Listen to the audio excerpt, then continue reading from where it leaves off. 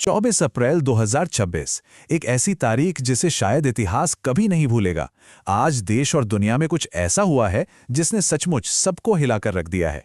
आज की इन घटनाओं ने सिर्फ हमारे देश को ही नहीं बल्कि पूरी दुनिया को अपनी चपेट में ले लिया है।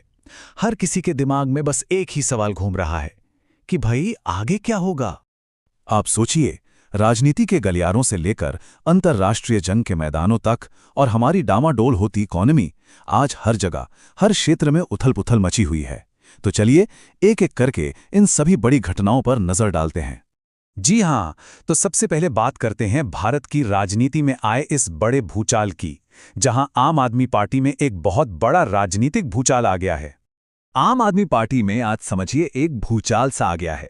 पार्टी के कई बड़े नेता बीजेपी में शामिल हो गए हैं और इससे राजनीतिक गलियारों में तो जबरदस्त हलचल मची हुई है।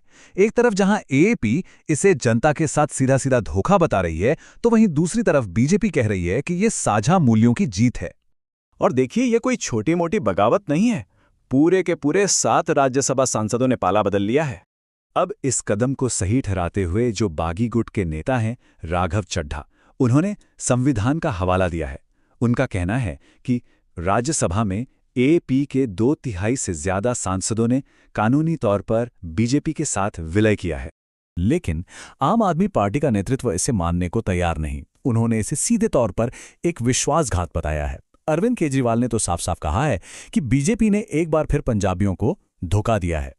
तो एक तरफ भारत में ये राजनीतिक उथल-पुथल चल रही है और दूसरी तरफ इंटरनेशनल लेवल पर भी टेंशन लगातार बढ़ रहा है।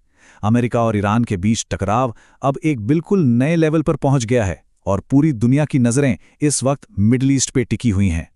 और ये टकराव कितना महंगा पड़ रहा है, इसका अंदाजा आप इसी बात से लगाइए कि अमेरिका ने अब तक 1200 से ज्यादा पैट्रियट मिसाइलें दाग दी हैं।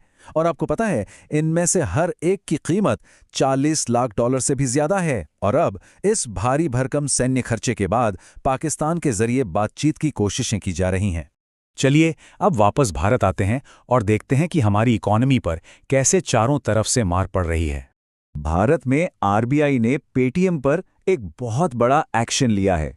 जी, भारतीय रिजर्व बैंक ने एक बड़ा कदम उठाते हुए पेटीएम पेमेंट्स बैंक का लाइसेंस ही रद्द कर दिया है। और इस खबर का असर सीधा का सीधा शेयर बाजार पर दिखा। सेंसेक्स 900 अंक नीचे गिर गया, जिससे इन्वेस्टर्स में हड़कंप मच गया है। दलाल स्ट्रीट पर 900 पॉइंट्स की ये भारी गिरावट, ये इन्वेस्टर्स के भरोसे पर एक बहुत बड़ा झटका है और इससे पूरे मार्केट में एक अनिश्चितता का माहौल बन गया है। तो देखिए, राजनीति और इकोनॉमी की इन बड़ी खबरों के अलावा